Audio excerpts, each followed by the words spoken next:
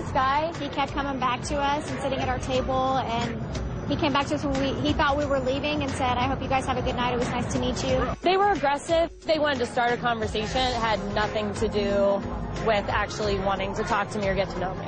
He definitely gave me a couple compliments, acted like he was interested. I would maybe go for him, but he's not usually my typical type. Well, women, maybe you need to watch out. Men are learning specific techniques to, well, some say to meet you, some say to get you into bed. Now, Nick and Scott are two instructors teaching guys how to break the ice, how to connect up with women. Now, some of the techniques are confidence boosting to guys, while other approaches might be seen as lowering the confidence of women. Now, when you walk in to a bar, a social situation, a party, somewhere, what's your attitude? Just to have fun. Usually at bars, I don't try to, I don't have in my head to meet a guy, because I don't seem to find quality guys at bars. Do you get hit on a lot when you're out socializing and you're not on a date? I actually don't get approached very often, I find. I found that that night I got approached more than I usually would. Yeah, how about you? I get approached quite a bit, but it's usually the guys that approach you that you don't want to approach you. Exactly. Because they have, those are the guys that have the nerve to approach you that have nothing good to say. That's very true. I'll get approached by the same thing, not by any guys I usually am interested in. Okay, so what works with you? What does interest you? Oh, somebody that's not drunk if I'm at a bar. You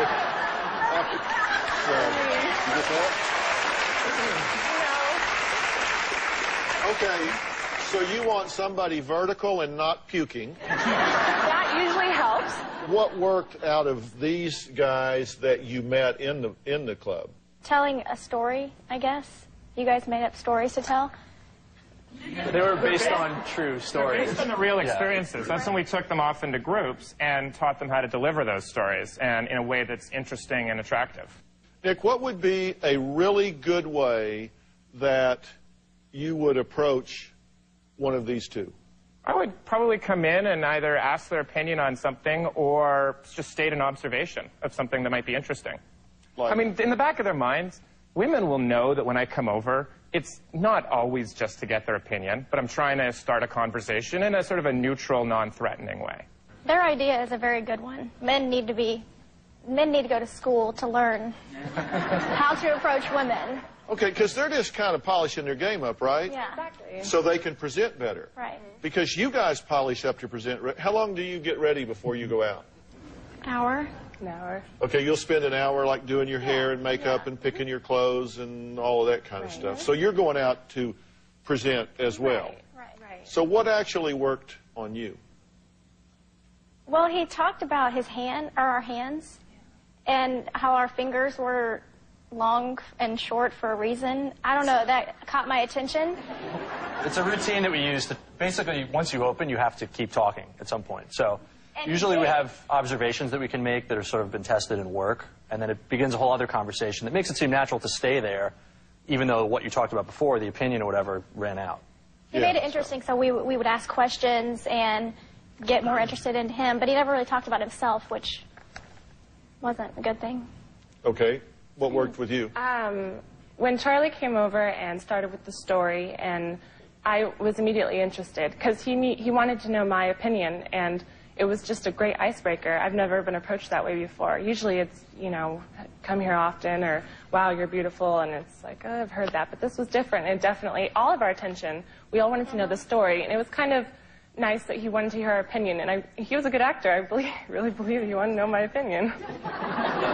Yeah. Okay, so that was kind of an aphrodisiac. You're like, and here's then, somebody that cares what I think. And exactly, and then afterwards, we start talking about other things, and he's broken the ice, and he's with us at that point, and we get into a good conversation. Okay, now, Amanda, how do you feel about these guys being polished up, actually having some training? I actually believe that you can have two different views on it. I think that it's good because they're actually making an effort. But on the other hand, it's not good because it's not natural. Do you worry sometimes that if there's like a really nice guy that just doesn't have the social skills, that you might miss him? Whereas if he learned how to engage you, you might discover somebody that you would have missed otherwise. Right. Or He's do you trying feel to show tricked? his true self, but he just doesn't know how. You said it's not natural if they're kind of running a routine, or Right. they're running some plays that they've learned that's not natural. In some ways it might not be natural because it didn't come from them. Someone taught them how to do that. But didn't somebody teach y'all how to put your makeup on, how to choose clothes, how to conduct yourself as a lady? I mean, somebody invented the push-up bra for a reason, okay? It's like,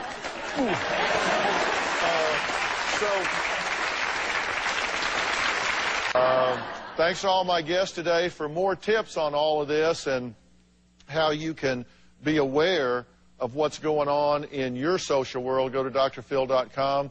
We'll have some points. Thanks a lot.